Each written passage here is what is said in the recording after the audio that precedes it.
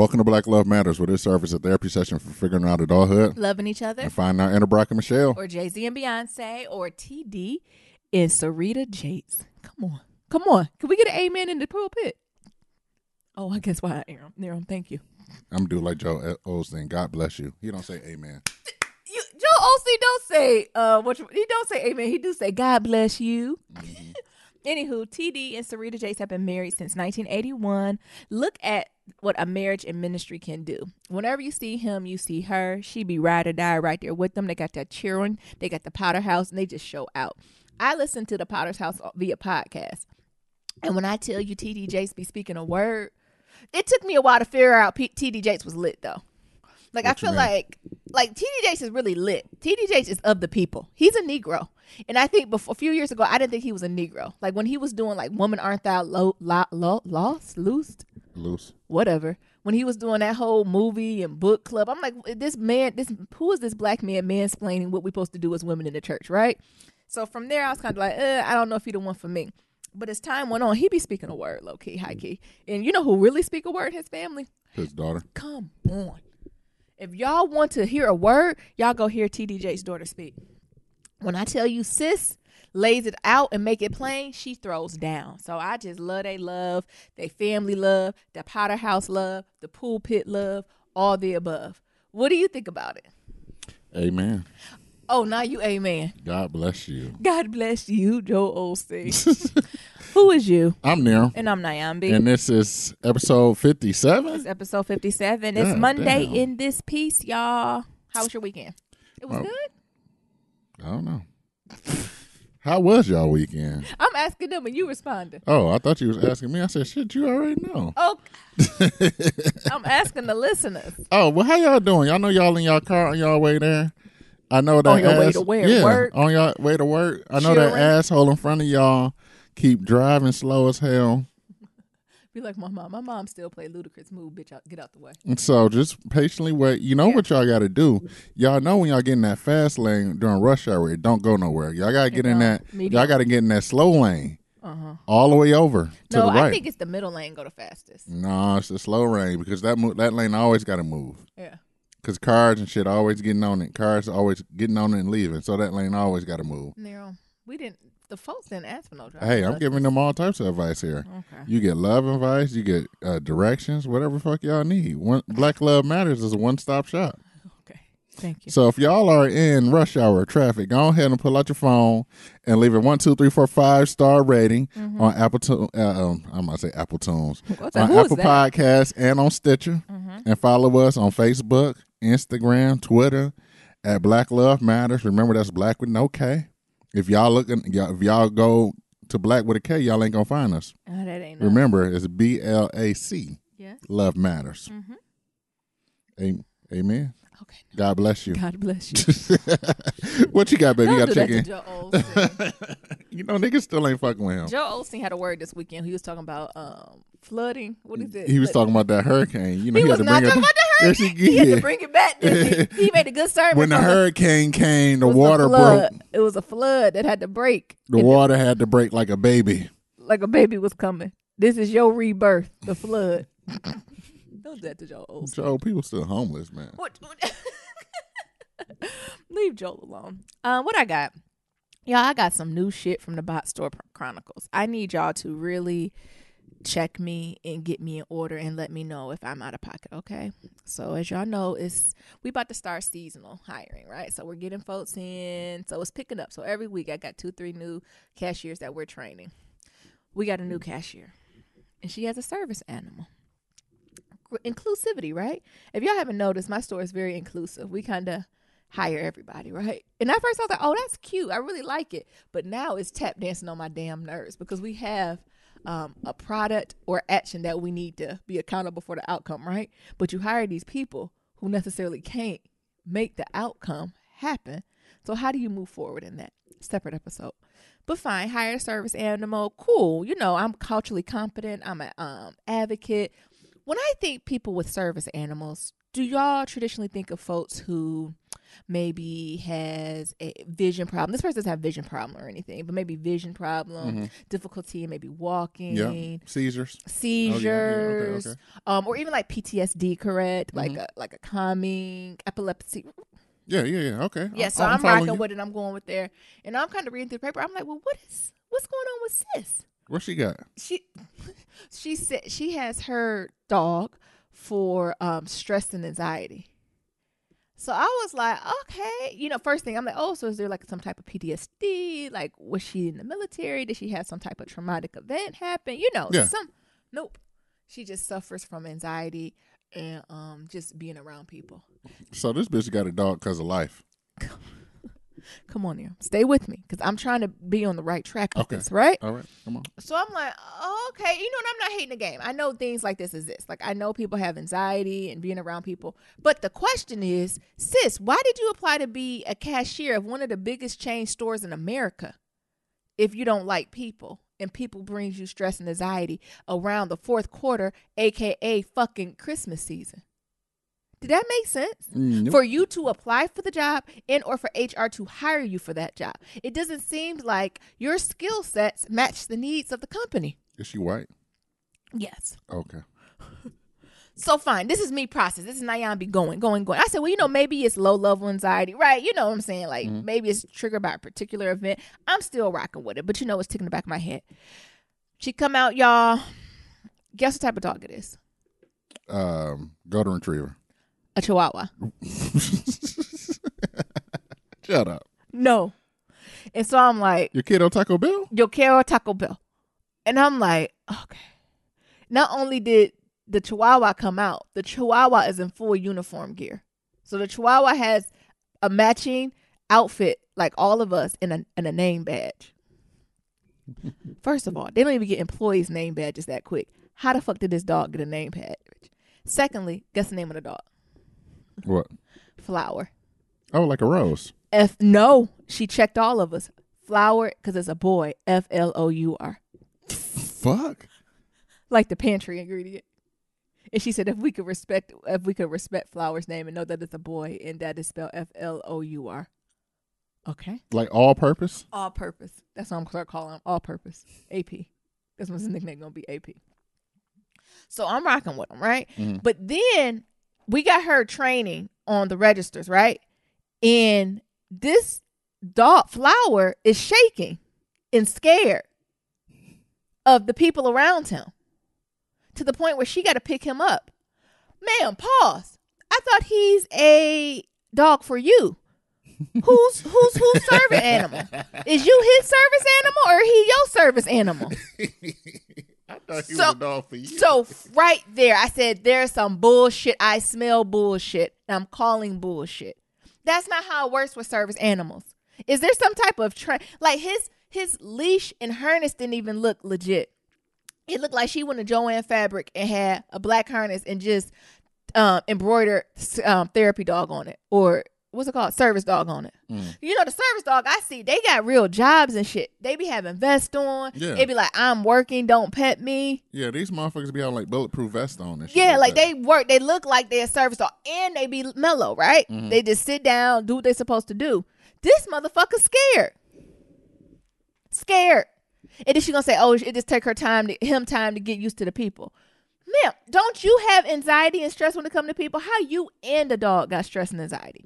Ma'am, this is not a service dog. This is your animal that you did not want to leave at home. I'm pissy about that. Am I wrong? No. The icing. So the next day, I'm digesting the next day, right? Mm-hmm.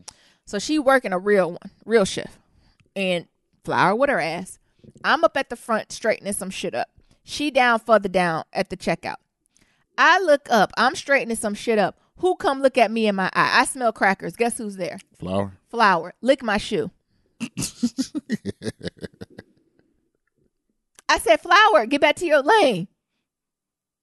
And I pointed, and the dog looked like he turned around and went. That's where I went wrong, right? Then 10 minutes later, the lady, Flower owner, Flower's therapy human, because obviously it's the other way around, came up to me and was like, are you and Flower having a good time? I said, what? I said, I sent Flower back to you. And she said, oh no, he's not there. Flower's missing. Pause, fucking pause. What do you mean missing? Therapy dogs don't go missing. They're supposed to be trained to be with you. To stay next to you. At all times. Mm-hmm. And so I'm like, all right, well, look, maybe Flower around putting some candy up. I don't know. Like, what? So I got all the cashiers looking. I'm in and out the bathroom, got service. Then I'm thinking, this dog done ran out the store and done got hit, just like that little Latino baby did. Almost.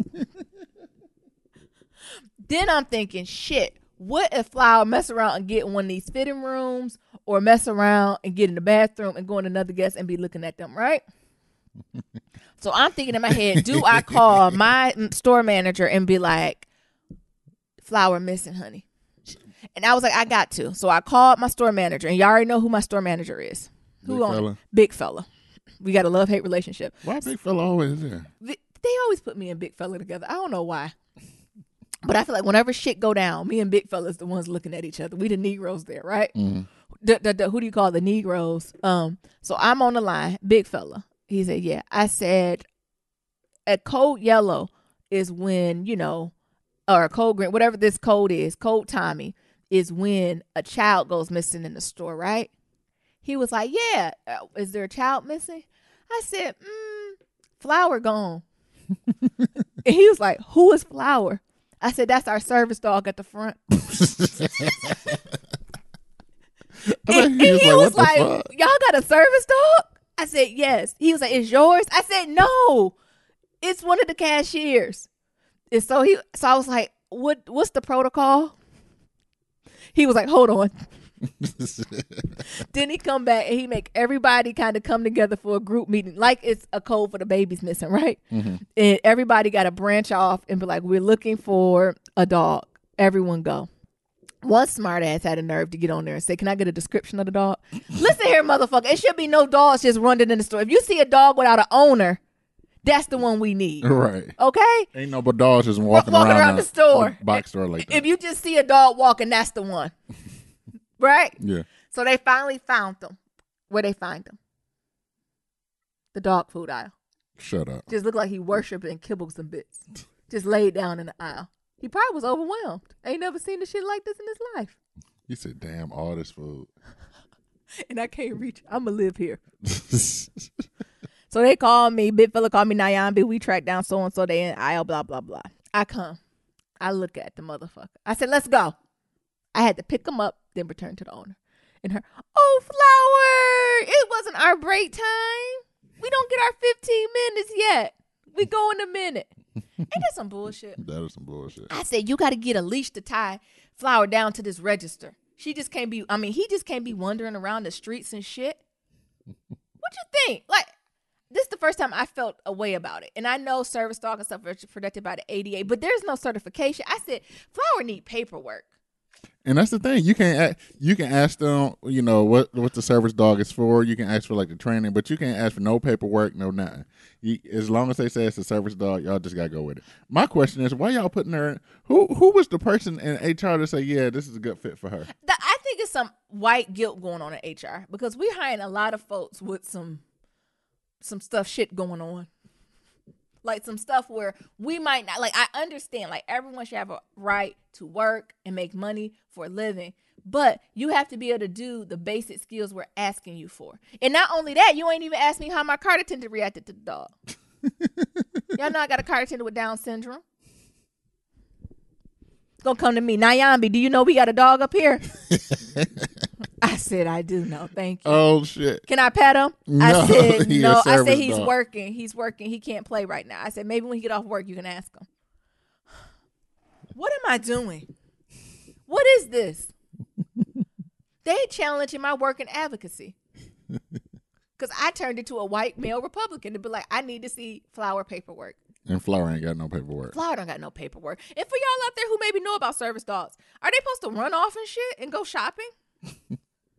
I thought they were supposed to like stay tight to the owner. I thought they supposed to stay within 5 feet of their owner at all times. To the point, even if the owner dropped. That's why I wasn't stressed when she didn't come in with a leash. Because the service dog I seen is trained. Yeah, they don't go nowhere. The owner can drop the leash and walk down, and they going with them. Yeah, the dog gonna pick up the leash and walk I themselves. done seen service dogs in the bathroom and they owner go in the bathroom and they just stand right in front of the door. They like sit right in front of the door like a guard. Right. And then after a while they peek under, they be like, "Is you cool? All right. Well, let me know when you done." So I done seen them trained up like that. Right. But this flower, who gonna come lick my shoe? And then the owner got a nerve. I thought she was up here talking with you. Talking? I don't talk to dogs. What do you mean playing with this dog? Like, you playing you playing fetch with the dog. yeah, what you thought I was doing? No, bitch, this is a service Yeah, dog. he working. He on the clock. No, ho. I need to give him something to do. Right. Take these hangers. What? He need a job. So I don't know what the long run gonna mean. With Flower, we gonna have to tie his ass up. I don't know if Peter like that though. What are they gonna do when it get very busy? Now we just a little busy, but when it get like where it's constant lines, what's I almost called him some. What Flower gonna do when that happen? Like how are we gonna do that? Because Flower not sitting his ass up in his lane. Y'all know y'all can't fire her. Oh no, that's against him. They gonna have a big ass lawsuit against that ADA shit. But for the folks out there, do you know anything about this? Ain't no regulations. Am I a bad person?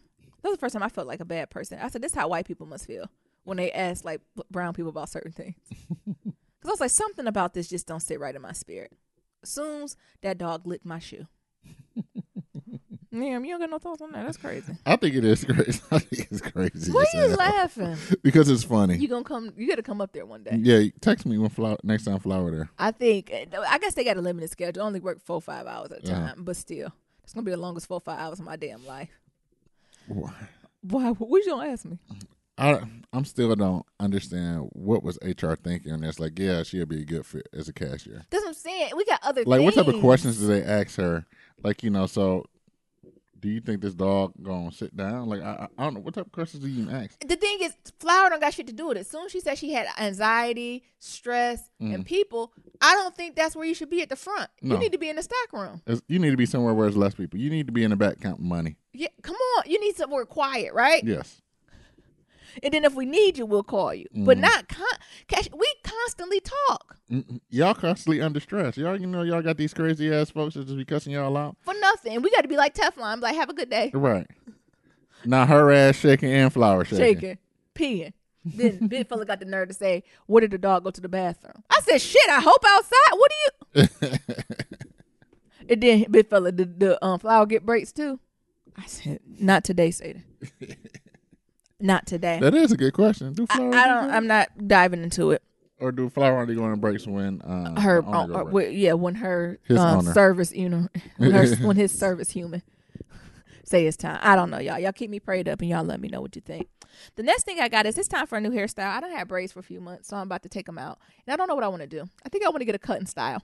You don't say I should get purple hair, like, and just do something crazy. I didn't say purple hair. And just blend in with the bots store culture. But what I did say is maybe you should take a little bit more chances or experiment more with your hair, during the times where you was at a boxer. I mean, not a boxer, but, a cubicle warrior that you wasn't able to because it was seen, it was deemed a little bit less unprofessional. So I would say, yeah, dye that shit, get some burgundy tips, get some blonde shit. I see the people that got like the, the afro and shit, and they got part of shit blonde. Like, I don't know, try something. See, that's the hard thing. Y'all natural girls out there gotta let me know. So if I dye my hair, it looks very different dyed straight than it does in the afro, right? So I'm gonna have to decide which one I want it dyed as. But I might do like a not a honey brown, maybe a blonde. But I can do blonde in the summer, right? Maybe a mixture. You know how you can do like the blonde and the dark brown and get some highlights? I know that's going to make all my fucking hair fall out. I think I'm getting close to that big chop, ladies. Y'all know y'all had that point in your hair. You be like, again? Yeah, I think it's time for that. I've only done one big chop. Like I've cut my hair. Yeah. But I mean big chop where like cut it off like a waiting to exhale Bernadine moment. I know what you mean. I haven't had one of those since I first went natural. Like I've cut 4-5 inches off at a time, but I still, you still got hair. I'm talking about a Bernadine where everybody be like, "No, Bernadine, your hair's so beautiful." I love waiting to exhale. All right, Miriam, what's going on with you? I don't have as interesting stories as you do. What do you mean? It ain't shit interesting. That's my life. I know that's not your life, interesting baby. at all when I was living it. Laugh at your pain. Yes, please. So I'm just working, doing my job with the tech company and things of that sort. So, for most of y'all, like my job is part like social media manager, community engagement, things of that sort, making sure people are engaged within the app and things of that sort. And another part of my job is like event planner. So actually hosting events and bringing people off the app and off the computer into like actual places to, try out different things and things of that sort. So just working on my first event, and it's kind of interesting to like go to different restaurants and be like, hey, I'm near them and I'm with such and such, and they be like, oh, really? Okay. Oh, Jesus. Help us, Lord. I was like, I'm quite impressed with your cuisine, and I'd love to. Oh, Lord. Near. So, just working on that, and it's very interesting. So, I got my first event. We want to do it like in a couple of weeks, maybe in 3 weeks. So, just going around and pitching different venues and figuring out where that's going. It's kind of interesting, figuring that out. For our school, I finished my first paper. Thank God. And it was like pulling teeth. Well, this not your first paper. You mean for this class? Yes, for this class. And it was like pulling teeth. I just wanted to be like, you know what? I'll take this. I'm supposed to went to the professor and say, you know what? This is my last class. What do I need to do to get a C out this bitch? I need the bare minimum. Like, that's where I'm at. I'm done. I'm done with school. I can't do it no more. Yeah. I can't sit in nobody else's classrooms. It's almost to the point where it's like I know more than the professor. Yeah. Just off of life experiences, me doing the social media shit and things of that sort. It's just crazy. I'm like, you know what? I got this shit. Yeah. So, did that. My cousin, working with my cousin's clothing line. So she does this Instagram boutique type thing. Lifestyle, and she's killing it. She's fucking killing it. So now she's selling furs. Yeah. And we love a fur. I'm practicing on my photography skills and shit like that. So I'm over here shooting these pictures. And this girl came up with like 6 different furs. Like, come on. Sickening. Like, how many looks you got? Like 10. 10 looks? The fuck? Come on. It's like with your senior pictures in high school. Right. Come on. And she just over here taking pictures with me in my red bottoms. No, you know what? Okay.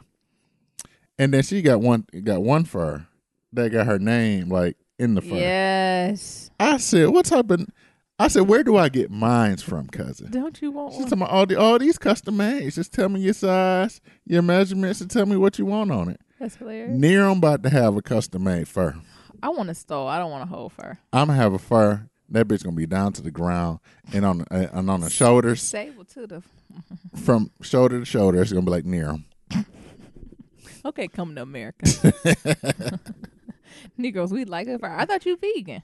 Hey, I'm vegan for the health benefits. Oh, I ain't got to the whole animal care and all that bullshit because I still like a good as fur. Me and Nia say, we eat ham hocks, shop at Walmart, and wear furs.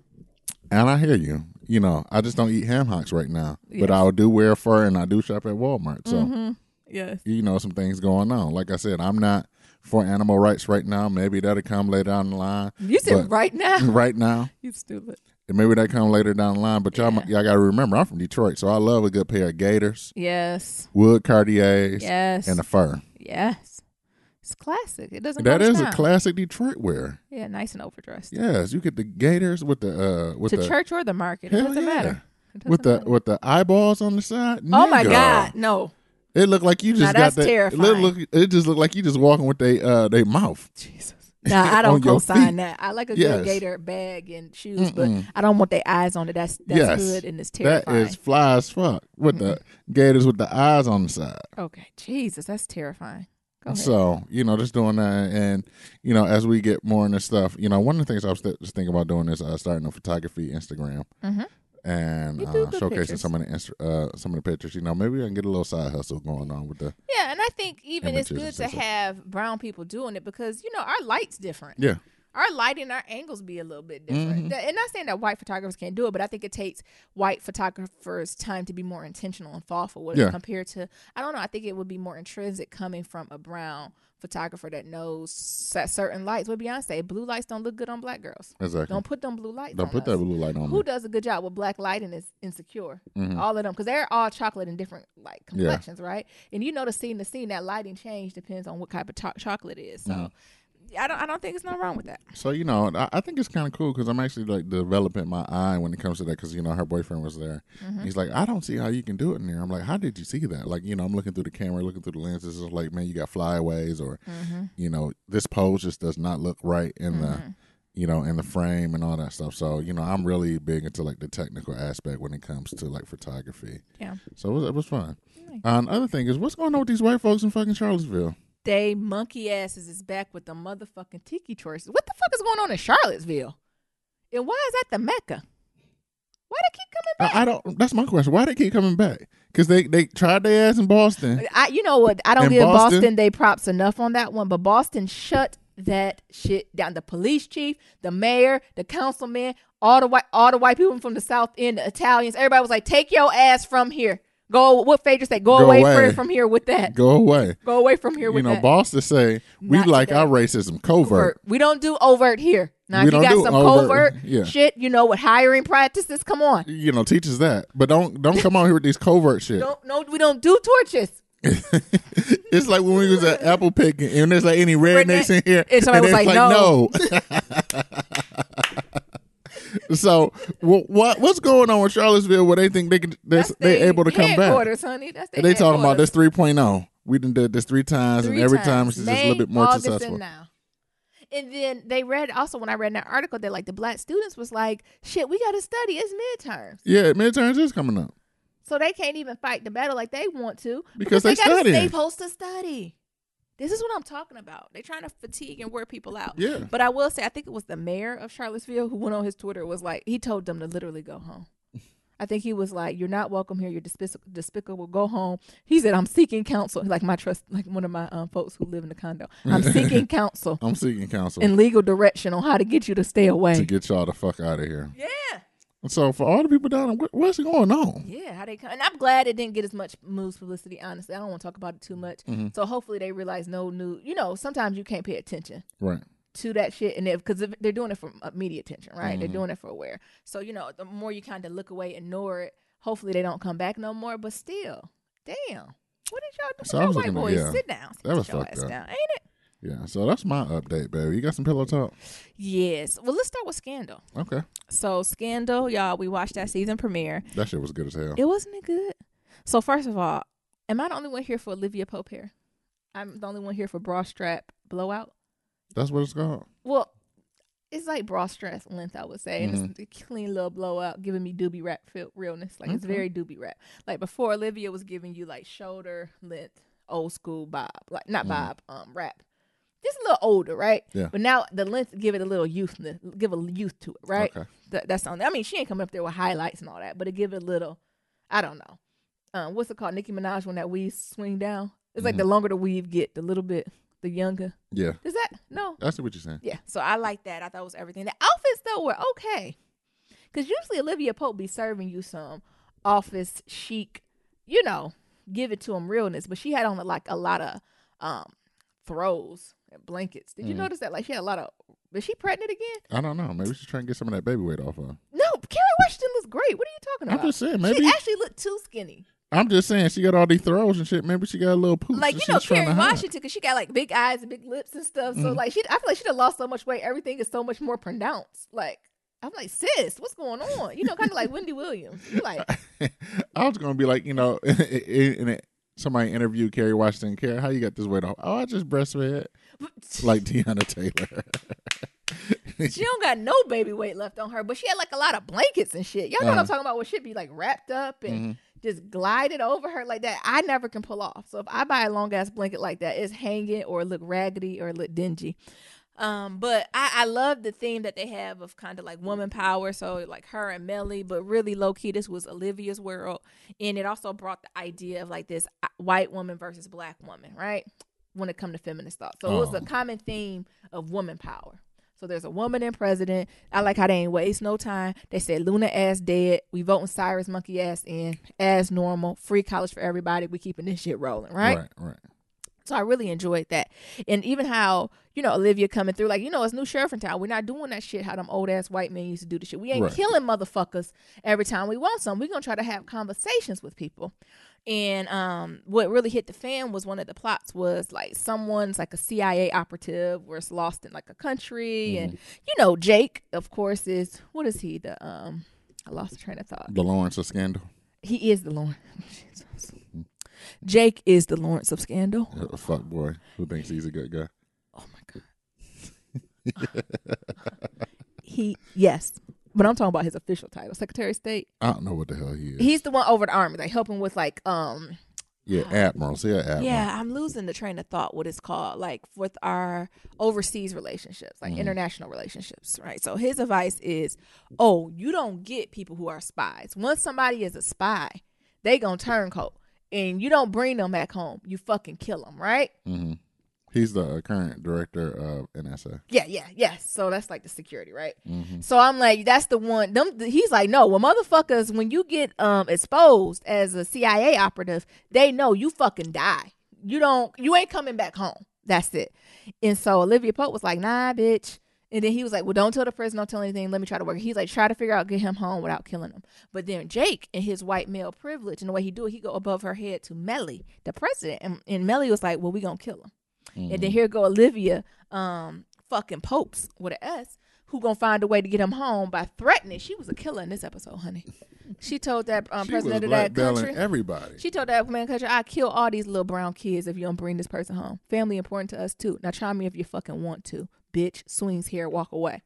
And he got that man home, right? Mm-hmm. And so Melly was like, bitch, who the fuck is you? Basically, listen here, black wench. I'm the president. White Melly with blue eyes. I'm the president, ho. Listen here, nigga wench. What I don't know who the fuck you think you are, but I'm the president of the United States. And she like, I don't know who you think you are, but bitch, I'm B613. I'm command. And then Carrie swung her head and said, bitch, I'm in the readings of Baldwin. And I am not your nigga wench. You are mine. Why you laughing? Because you stupid. And she read her for fucking filth and said, hey, bitch, don't you want to be great? Or do you want to be an asterisk? AKA, I took that as they impeaching your ass or they killing your ass. Either way, I can make both happen. It depends how I feel. Ooh. Didn't you take that as an asterisk? So that means do you want to be Mount Rushmore or do you want to be an asterisk? So Mount Rushmore, I'm thinking they're going to get her MLK monument out in the way boondocks of DC that take forever to get there. Or do you want to be assassinated or impeached?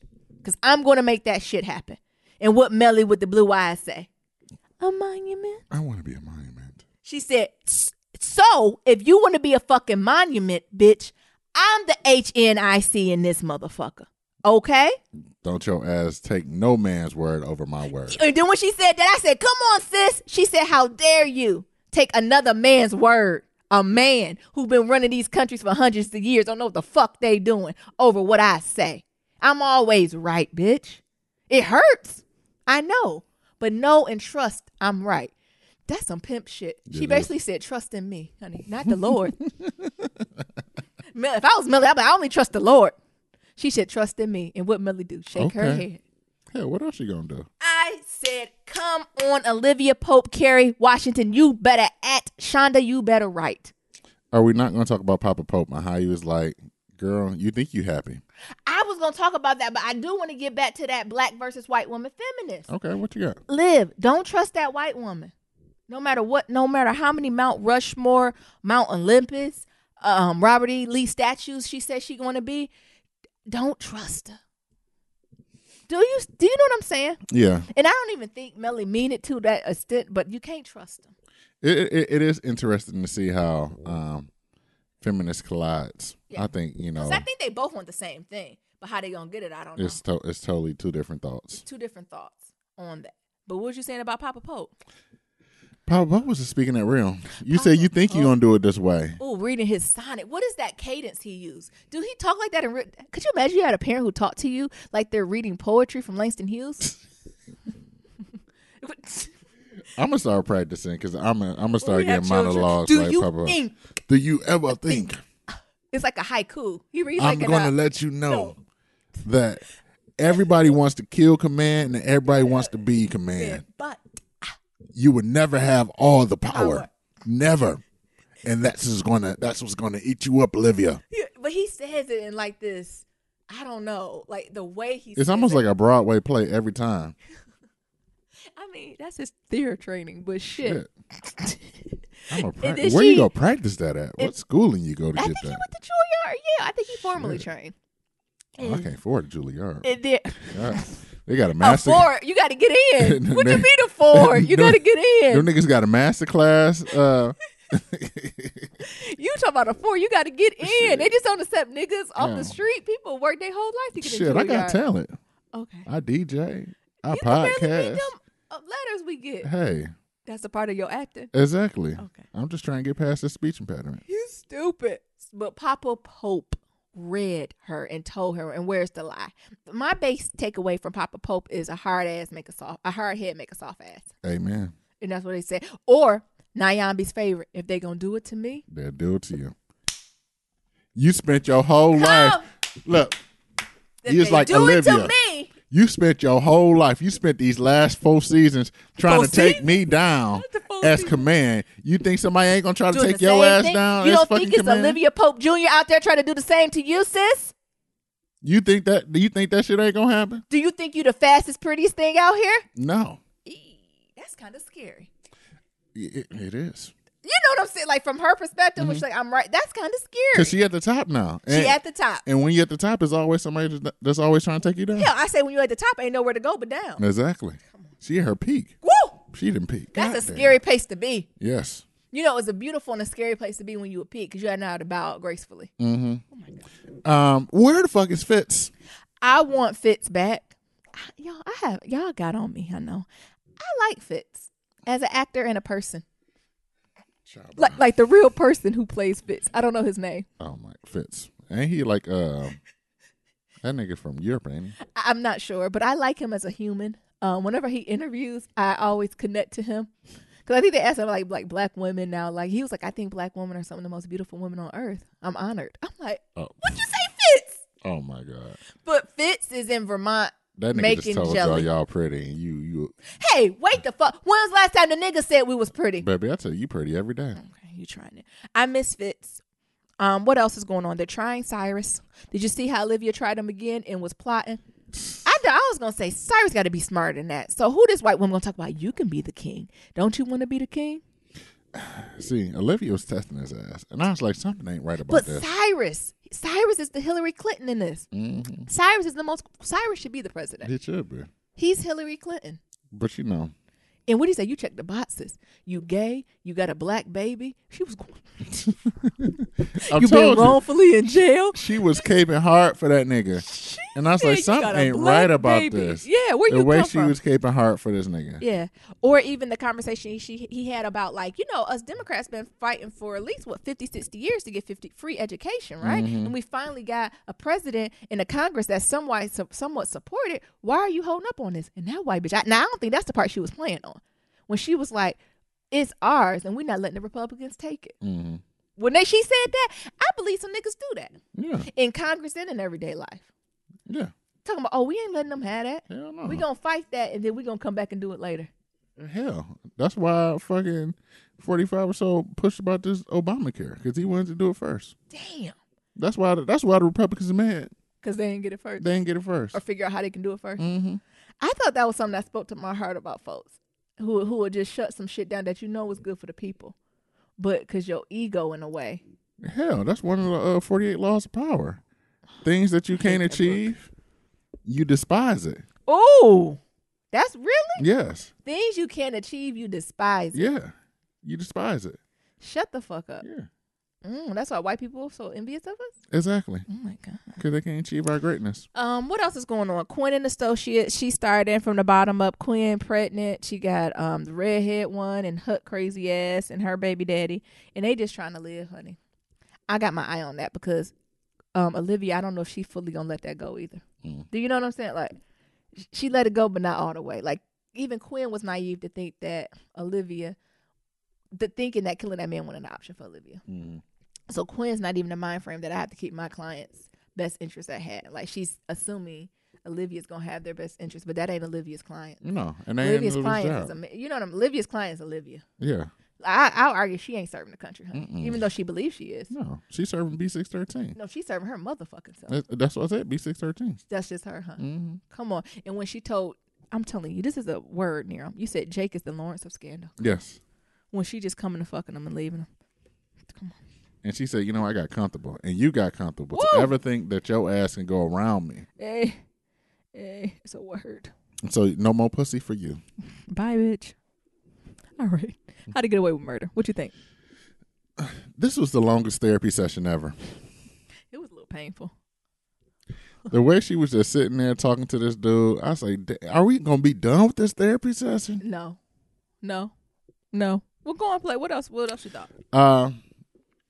I think what's interesting is how they was trying to uncover the past of this woman and how the justice system just don't give a fuck about us as a people and things of that sort. And, how there's like, well, her file is sealed and all this other stuff and blah, blah, blah. And, and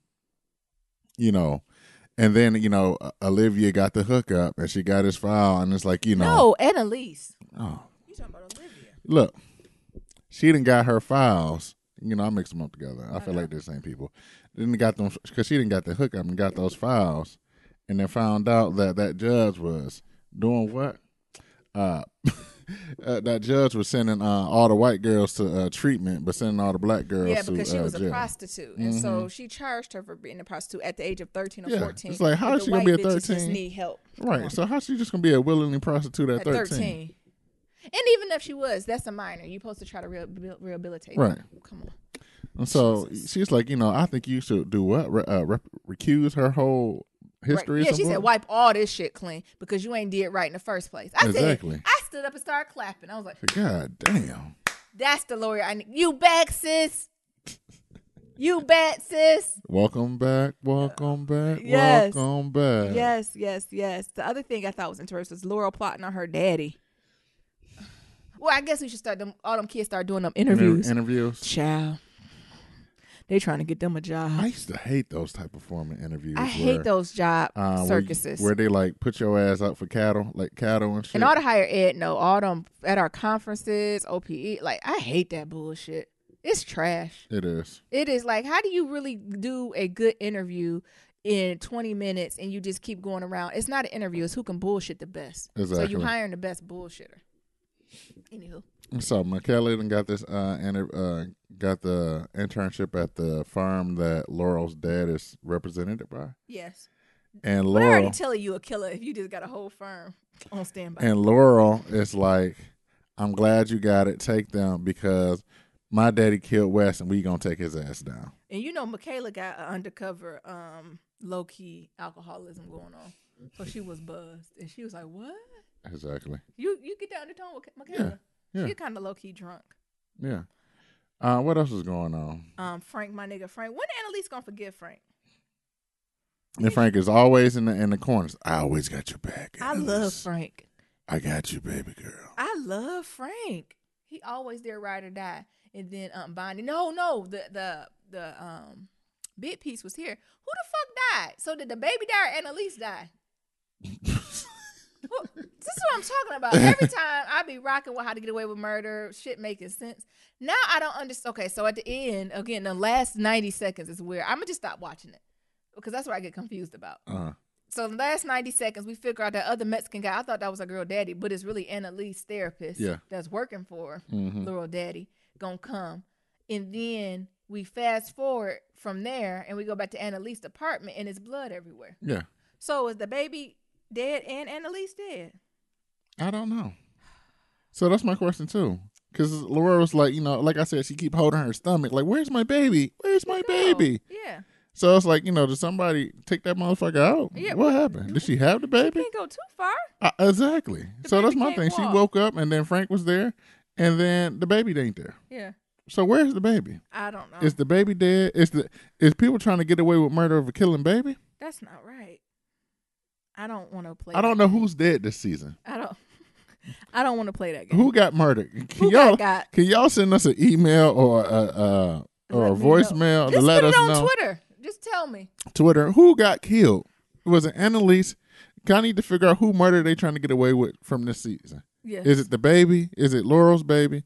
Or is it Annalise? Or is it somebody else we don't know yet? It's probably somebody else we don't know yet. Yeah. Because it's too much. Maybe Laurel Daddy. I don't know. Anything else you got to watch? Oh, no, I said, is Wes not dead? Wes is dead, baby. Oh, okay. Anything else we got? His body. Yes. Oh. His ass is fried up. Oh, Lord. That's it for me. That's all like. Come on, do we got anything like Black Love Red Naren? What we gonna talk about?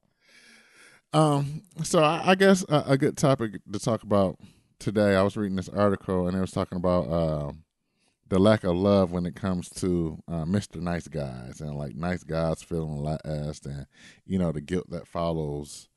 For the women or the man? Yeah, both. For the women and men are like, A, for being a nice guy, but also these women being like, they ain't no good man out here. I want a man that X, Y, and Z, but you got these nice guys out here and they don't fit the everything. That nigga might have the degrees, the nigga might have a good job, but he ain't exciting or, Did you say exciting? You know how these girls do. Mm-hmm. Well, I'm glad you said girls. I thought you were going to say something else. Girl, what you thought I was going to say? Nothing.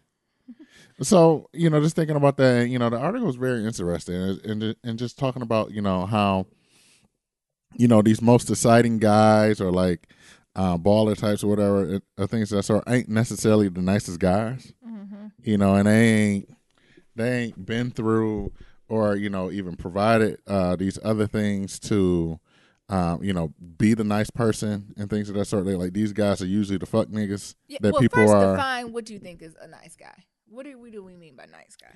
I think for most people, they're like, oh, I think a nice guy is a person who, got a degree, a 2-parent household. Niggas people friends on. Yeah. Gotcha. Yeah, niggas people putting friends on versus a nigga you can fuck on the first night. Yeah. I mean, I go back and forth with this. So whenever I'm coming from a female perspective, I try to get on these ladies and say, your words don't match the behaviors you want. Mm-hmm. So if you say you want X, Y, and Z, and then when it's presented to you, you treat them like trash, I say it's something else going on. Like what do you really want? What does this really mean? And I always say that then leads to an adjustment of expectations. Now, I know we're talking about Mr. Nice Guy and all that good stuff, but there has to be an adjustment of expectation and standards. I think when people hear me say or folks say you need to shift or change your expectations or standards, folks that means you need to get rid of them. Mm-hmm. I don't mean that, but I just mean over time they should change and evolve. So your expectations and standards of a partner shouldn't be the same when you were 18, 25, 35, 45, 55. Mm-hmm. Your needs and wants are going to shift. And I think you have to be open for that. Meaning, maybe when I was a baby in my teens, early 20s, I want them to be fly. I want them to do X, Y, and Z. Mm-hmm. I want them to have a degree, Yeah. But when I'm in my mid 30s, some of that might shift a little bit. So when in my 20s, a degree was very important because that's the space that I was getting and being ambitious. And if I'm being ambitious, that's what it looked like to me. And the options that you have in that age range, that's what shows ambition, right? Going to school, getting a degree, like trying to figure out your path. Now, when I'm 35 or something, I don't necessarily know if a degree will be make or break. However, having a clear idea of a career path and choice is important. Right? Mm-hmm. So, I think that's what changed. So in my early 20s, a degree to now, it's like, you don't necessarily have to have a degree. But if you don't have a degree, I need you to be able to do X, Y, and Z. So my question is like, does that make, and then even as we get older. So when I'm 45, 50, now it's going to shift some more. I'm not asking about no fucking degrees. Do you have a 401k or a retirement? Yeah. A retirement fund. I don't give a fuck what HU you went to. How we gonna retire together, right? You say you don't care what age we too old for that to be shouting out colleges. We too old for that. I ain't going home. I'm donating to college. Things just shift, and I think a lot of times folks be at the age where you on the borderline of both check boxes. Mm-hmm. When you want one thing, but you really need another, and you have to be honest with yourself. What? So, my thing is like this whole conversation, like I want a man that's equally yoked or yes. I want a woman that's equally yoked. Mm-hmm. What's wrong with just having somebody who's supportive, complimentary to you? I mean, I think that's what equally yoked means. Mm. I think sometimes when people say equally yoked, I think they really want somebody that's better than them. Like, I think they don't know what that really means. Equally yoked, I don't know how to say this without coming off real shady. Well, be shady. No, but when someone like, I want someone equally yoked to me, I think sometimes you got to look at yourself. I think some people feel confused about their yoke. I think some people's yokes is aspired. Oh. Well, we talk because a lot of the cis bro cousins I talk to talking about I'm looking for a man X, Y, and Z, and I'm only in tracking X, Y, and Z. Well, sis, let's look at your credentials. Maybe you the type of man you want, right, or woman you want, you ain't checking the boxes for them. Hey. And then what happened there? So a lot of times we don't look at the expectations and standards for our own damn self. But oh my goodness, I'm not going back. My question is this: what's wrong with the dude who's a plumber? What's wrong with the dude who's a engineer or a sanitational engineer and things like that? And he making coins. He making his coin. He take care of his family. Yeah. Or, what's wrong with the nigga who working 9 to 5 and just take care of his mama and don't necessarily like the club scene and all this other stuff? Nothing. But you have to be. It's a personal thing. Whenever dating comes up or meeting people or partners, folks don't realize how much is really about them and not the other person. It is so much about you and not the other person. You have to be okay within yourself with that. Because a lot of times the sisters I know who have these degrees, who are very really highly educated, who have very successful in their careers, they don't want to say that their man is a plumber because they're embarrassed. That's why. But what's wrong with that? Because they want a Barack on their arm. But they really don't know that plumber is a Barack. It is a Barack. So, come on. But then they go to D.C. and get these shady Negroes with all these degrees like thermometers, but treat them like trash. Treat them like a Ivanka. What's our first lady name?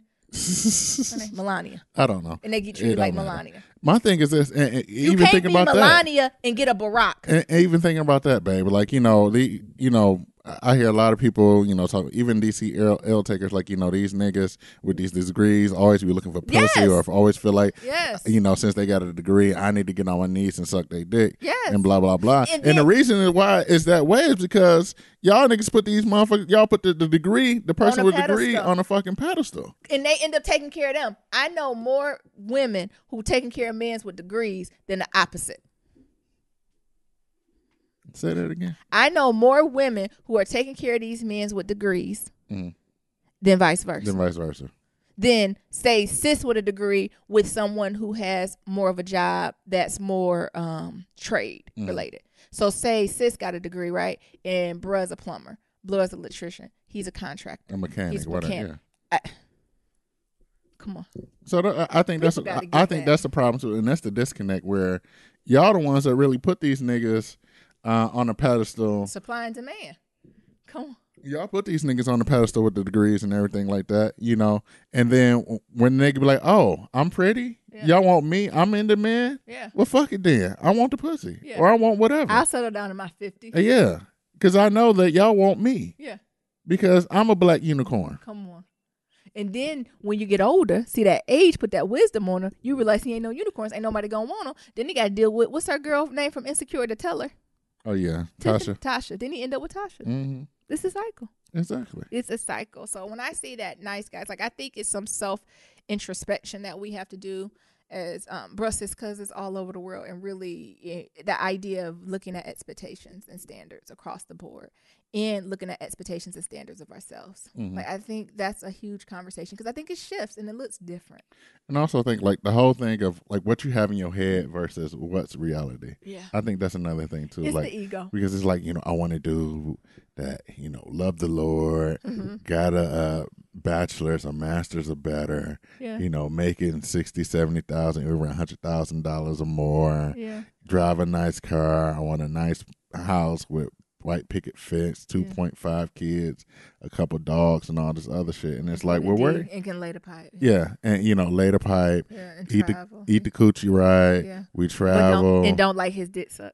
Don't like his dick suck, and you want that nigga to be faithful. And he cook. And you don't want him to have no interest in having like a polyamory type of thing or no open relationship. He like Lifetime movies. You watch Lifetime movies. He fix your car. If the heat go out, he fix the heat.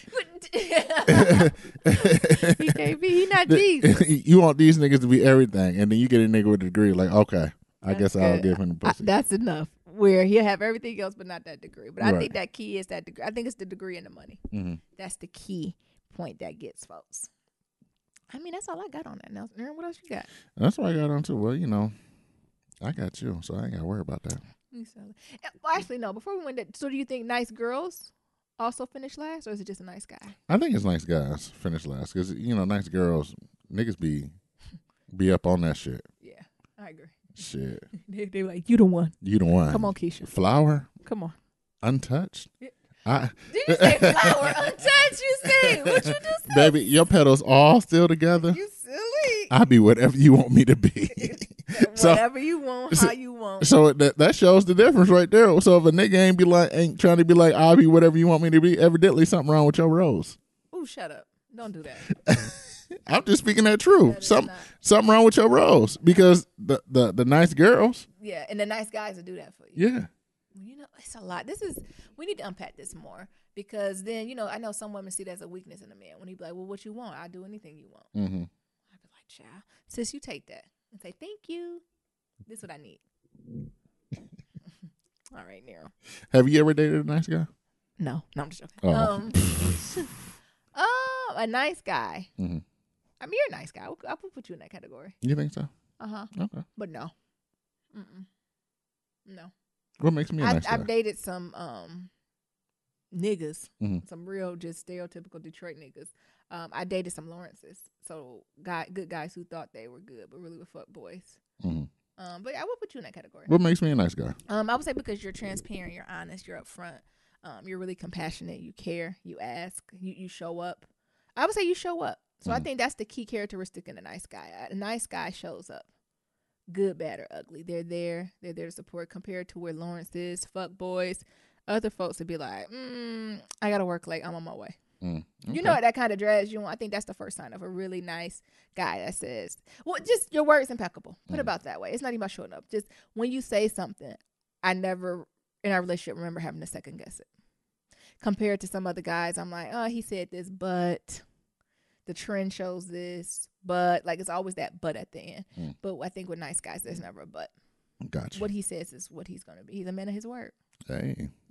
Look at that. All right. Girls, get a Nero. What?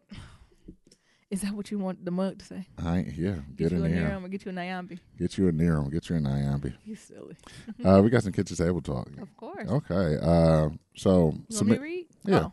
To submit your questions for Kitchen Table Talk, go to send us an email at blacklovematters@gmail.com, or you can leave us a voicemail at 508-784-1111.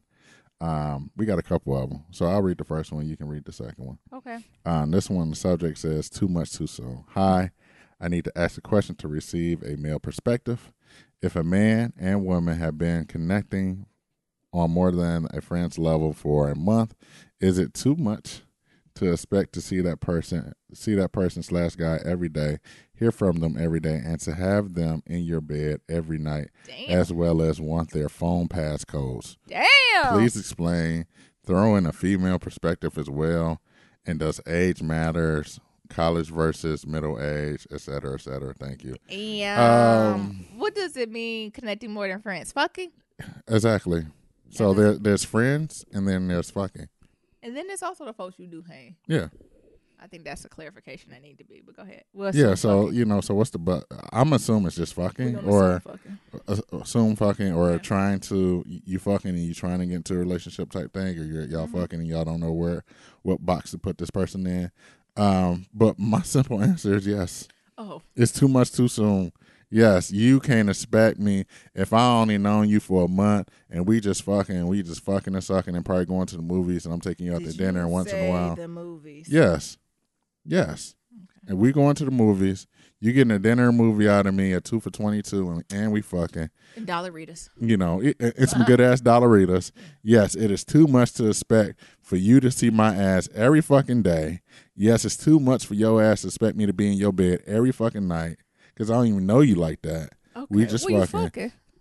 Hey, but I still don't know if you're a crazy psycho motherfucker. All right, millennial love. And then, it is definitely too much for you to ask for my motherfucking phone passcode. Motherfucker, I don't know you. Yeah. So the thing is if you ain't exclusive with me for at least a year, Don't be asking for no passcodes to nothing. And if you worry about a year, yes, and if you worry about, you still worry about that shit, and you feel like you can't trust me, until you have my phone codes and shit like that, so you can check my phone while I'm sleeping, everything else like that, motherfucker. The trust ain't that strong enough to be with my ass, and he ain't the one, and you ain't the one either. No, let it go. Let it go. So yes, I think that's too much too soon, and y'all moving fast. Yes, it is to expect someone to see a person every day when you're just dating for I'm just saying dating, fucking, whatever you want to call it. For a month or so, it's too much to see. It's too much to see that person every day. Absolutely. To be in that person's bed every night, to get phone passcodes. Yeah. And I really don't think it varies versus age or not. Like high school, middle age, college, old as hell.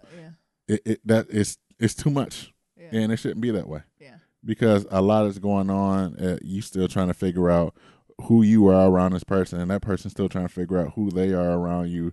You still trying to figure out if you can get past some of their bad habits or some of the things that get on their fucking nerves. You still just trying to figure out a lot of things in this relationship.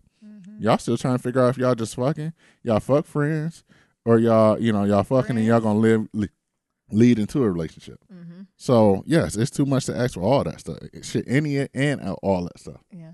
I mean, I agree too. I think 1 month is not good enough. I think that's why labels are important to me. I know we're in a society as millennials where we say, I don't like labels and brand, but I think situations like this help. So it's a lot easier to say, I'm your girlfriend. As your girlfriend, I need X, Y, and Z. But in this situation, what do you say? As your homie, lover, friend? Right. Fuck, one night stand? What do you? Yeah, as your unofficial girlfriend. Yeah, what do you say? So I think it's time, because it seems like you might have feelings for this person, to start having a conversation. And when I mean a conversation, I don't mean how many kids you're going to have, where you're going to build your house, but to say, are we exclusive, or are we moving to that direction of being exclusive? Just so you can know what's going on. Because if he's like, no, well, you need to get up out there too, sir. So you need to be finding different people and dating folks. So I think this is a signal that there's time to have a deeper conversation. So it seems like y'all want to go beyond the friends point. And maybe that's the conversation we have instead of why you not calling me every day. So that's that distraction again. So instead of saying, I'm really feeling you, I'm enjoying the time we're spending together, can we take it to the next level? Instead, you ain't calling me. Right. Is you coming over? Let me get your passcode. Why you looking? What you looking at on Facebook? Let me see. When you just want to be like, I like you. Yeah. Can we have a deeper conversation? So I really think that's what's the time to do. So you won't go out to Cheesecake Factory, see him laid up with another girl or man or whatever, and be surprised, because as of now he has no commitment to no commitment, no ties, no nothing. The hell is a month in? Yeah. So I think after a month, okay, it's okay to start having that conversation. You think that's too early to have a conversation about, what type of relationship are we in? Yeah.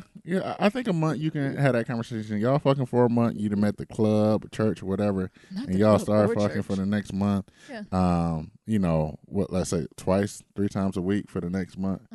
Yeah, you can have a conversation. All right, we've been fucking. What's going on? I'm starting to catch feelings. Yeah. I need to figure out where I need to put your ass in this box or not. Like that. Yeah. Don't fuck with you. Just good D or good P. So you won't catch too hard of a feelings, right? Because as time goes on, your feelings going to get stronger, deeper. It's easy to cut off 1 month and 6 months into a year. Yeah. When you keep playing these same games, and people treat you how you allow them to be treated. Exactly. So it's about time for you to start setting up some boundaries and expectations and boundaries when it comes to your relationship and interactions.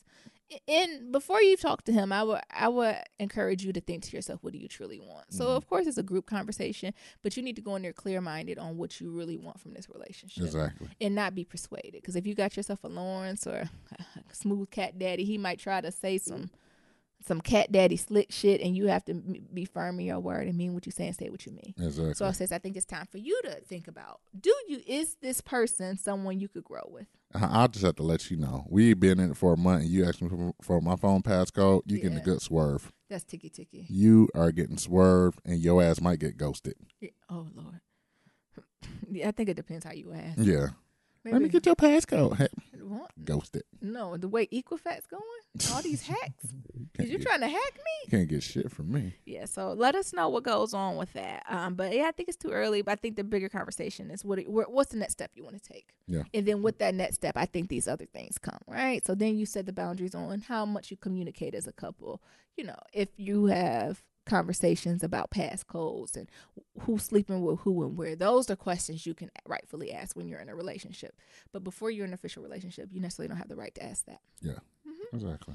What's the next email? Alrighty. The next email says, we got an email from, the subject line is colorism in dating. It says, hey, Niram and Ayambi, after listening to your podcast with Ben and Kara, I tuned into Millennial. Kara. Oh, damn, I did it like you. I tuned into Millennial Love Podcast. A recent podcast titled Still Naked, where they address colorism in the Black community, got me thinking about a question I want to ask. As I previously told you, I'm a single mom of 2 children. They have different fathers. My 8-year-old daughter father seems to have a type, light-skinned women or Latino women. He is a dark brown complexion, so so is the majority of his family, including his mother, brother, and 3 sisters, and our daughter look exactly like him. I would say my complexion is that of Sanaa Latham. While we have a great co-parenting relationship now, after our relationship ended years ago, I found out he has a type, and I've always had an issue with it. My mother is beautiful, dark chocolate woman, and she told me my biological father, who I've never met or seen a picture of, was Puerto Rican and Black, light-skinned, and I favor him. People often ask me if I'm Dominican, and since I don't know the father who raised me, wasn't my biological father until he told me at the age of 16, I always identified as Black and still do. I date men of all complexions, and both my children are darker than me, and I will always encourage them to never feel that their skin tone matters, despite how my family treated me or my cousins, teased me for being lighter and thinking I was better. I was just woke and educated. Complexion ain't have shit to do with it. I digress. I know that's right. I know women who seek out men so they can have light-skinned babies with good hair, and all the red bone sisters out there with 4C hair probably thinking they trying it. Exactly. It's a lot of light-skinned girls with some 4C hair. I don't know what folks be thinking. I will straight shut it down if I feel like I'm being sought out because I am lighter skinned. Because if we birth a dark daughter, then what? How you gonna help my baby know her worth as a Black woman in this world of any complexion? Why in 2017 is this still an issue when dating? Do you feel that dating a person who is hung up on complexion is a red flag? I started this email with the intention of keeping it short, but this is a pet piece of mine, and it sickens me that men and women still do this. I can understand preferences, but it often goes beyond that to being a requirement, and it's crazy. Your sis, peace, love, and pro-Black everything. All right. That's our sis. I love her. Mm-hmm. Anderson's amazing. Yes. All right, Niram, what you think? So this is about colorism, and I want to get back to the major question. So why do we think it's still an issue in dating in 2017? Do you feel dating a person who is hung up on complexion is a red flag? Hell fucking yeah. You know, where we from, we say color struck. Yeah. Because niggas acting like it's the 80s. The 80s? Niggas, what you mean? You mean the 1400s? Colorism been going on since the beginning of time. Since slavery. Come on, since slavery. Come on, before that. I think it goes down to like the foundation of self-love and self-hate. And like the people, having these thoughts or notions that I need a light-skinned woman or a light-skinned woman is pretty or things of that sort. I also think it's fetish. Like, it's a fetish. Like, I think people are fetishizing, a light-skinned woman with 4C and things of that sort. You said with 4C girls. Yeah. I think niggas do. I think niggas fetishize it. What is the fetish? What is this fantasy? I want me a good old Sanaa Latham. Shut up. Girl. This is what kids. So I can have that 4C hair. We're going to have good hair. We're going to have them good hair babies. You know how people be, I can't wait to have a light-skinned man so we can have baby with good hair. Like, what the fuck is good hair? Yeah. Like, it's just types of hair. Yeah. Child, good hair is clean hair. Exactly. And good hair is healthy hair. Yeah, come on. Shit. All the 3 C's ain't healthy. But I think, yes, it is a problem. And if a nigga is hung up on that shit, like, I'm just with you because you light skinned, yeah, it's definitely a red flag. Get the fuck out of there. Mm-hmm. But why is it? Because of racism, white supremacy. Systematic. It's systematic. Yeah. Because it goes back to slavery and you know the light skinned niggas being in the house and house niggas, and the lightest of the light became the bed wenches and things of that sort. So the master treated the light skinned slaves better than the dark skinned slaves. So that's what to go back to it. Then it just became evolutionary where black folks just fetishize or idolize these light skinned people because they think it's a sign that the master gonna treat them better. You closer to the white man than you are to the black man. Yeah. I think it's subconscious as well. But also, I want to be clear: this is not just something that happens in the black and this is across all cultures. Colorism exists in all cultures: black, white, Asian, Latino. All cultures play with this, right? Even the white folks. Like, so the white people strove to be more alabaster, right? Or like the Asian folks, they want to be more alabaster because that shows you don't have to necessarily work outside, work in the fields, right? Because the darker you are, it's related to like your work and labor that you did. So this idea of colorism isn't just an issue that we're having. It's everyone across the board, but I do think it's systematic, and it's something that we have to start with the education about self-love and self-care, like you're doing with your kids, because our old asses is too late. Yeah, and I think that's another thing. It's too late for our generation. With the babies, we can help. Yeah, I think that's what it really comes down to is like helping your kids understand like that shit don't matter, but for these old ass niggas out here, 40, 50, you got to let them go. You got to let them go like that. They still in Spike B movie Jigaboos and Wannabes, honey. Not jigaboos and wannabes. They still on that. I was like, these niggas still thinking of jigaboos and wannabes. Yeah, and I think it really came back up when Kodak Black stupid ass was talking about I want me a red bone. This nigga look like a booger wooger. A booger wooger. Like looking like the fucking boogeyman. He is. That's why I associate booger woogers with descendants of the boogeyman. This nigga looking like a boogeyman. Talking about he looking like a boogeyman. Talking about he want a light skinned goddess with 4C hair. Shut up. He should be happy any woman want him. You talking about he got that's the conversation I was talking about before of standards and expectations. You need to adjust it. Your standard should be I was just like a woman. Period. Yeah, but I think it goes back to uniqueness too, because even though we make jokes about the niggas with funny looking eyes and shit like that, but it also is women like that their type is that I want me a funny looking guy. Kodak Black? No, he's very funny looking. He is funny looking, but exotic. Light skin, wavy hair, hazel, blue eyes. Well, in a minute, we all gonna be looking like that. Exactly. Let him have two different color eyes, bitches be all over him. Did you say two? One brown, one blue? Shut up. Not like a German Shepherd or them dogs, some husky dogs. The more exotic, the better. This nigga got a hazel eye and a green. Shut up. Chicks all over his ass. Or niggas looking like Groot. Come on. Y'all know y'all love a Groot. I know y'all be loving Groot. They do love Groot. But yeah, I definitely think there's no problem with having a preference. But when a nigga start fetishizing over this shit, yes, because for me, beauty is an eye beholder. Yeah, and I've dated light, dark, medium, caramel macchiato. Oh, not all the beauty flavors. Yeah, hell, beauty is beauty. Cinnamon. Shit, if you fine, fine. Hell, you fine. Yeah. Ain't no period to it. Ain't you fine for a dark skinned girl? You fine like for a light skinned girl? Like girl, you fine. Yeah. Absolutely. Shit. Yeah, and I do think that's what we gotta help the children with and help them navigate through. I think they're our best bet. Yeah. And having parents like you and other people in the community who's constantly preaching that. Because, we think about our generation, we got our aunts, uncles, and grandparents, and that ain't what they was preaching. No, they was preaching get a light-skinned nigga. Well, no, my family wasn't saying all that, but it was colorism. So it was never colorism about, my family was opposite. So it was never colorism about dating. So they really didn't care who you were. It was never like get a light-skinned, dark-skinned man. But it's colorism on like behavior. So, I think they always was on the Breakfast Club to say DJ Envy is like a waffle color nigga. He always sensitive in his feelings. Yeah. Like, I think that was more the stereotype my family had. So light-skinned people, y'all weak or like, not persistent. Yeah. scary. That type of, well, compared to dark skin folks, you're a little bit more resistant Yeah. for the cause. That. So I think those are the stereotypes that I had to necessarily work through with my family, but not dating. They would just say, oh, you date now, oh, waffle color nigga. You date, yeah. Oh, soft ass. Well, they be talking shit. I used to slap light skinned niggas when I was younger to make them red. Make them turn them red and make them cry. I used to hear my uncle. That's what my uncles used to say.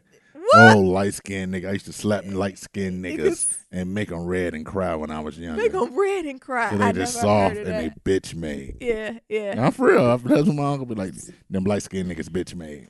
Yeah. And I mean, the dark-skinned ones, I don't know that because most of us is brown-skinned, dark-skinned, so no telling what they told about us. Exactly. So they said probably we was hardcore crazy, This is still a tool for the enemy. Yeah, the white man is still trying to divide us. Absolutely. And have niggas fetishize over all this shit. Yeah, and plot us against each other. Yeah. Because we all are still, just like Jay-Z say, still a nigga. We still a nigga. One drop rule. Yeah. That's what I'm going with. Yeah. So I think that's just different between me. It was more of that type of thing. But it was never, you didn't belong to the community. So I think this dating thing is still different because it excludes people. Mm-hmm. Like, we ain't necessarily exclude you. We might play the dozens of you, but we ain't exclude you. Yeah. But I guess it ain't right to talk about folks either. Again, it's systematic, and I think our hope is the babies and continuous care and love and pictures and showing them. That's what we got to work through, and it's bullshit. Mm-hmm. Mm-hmm.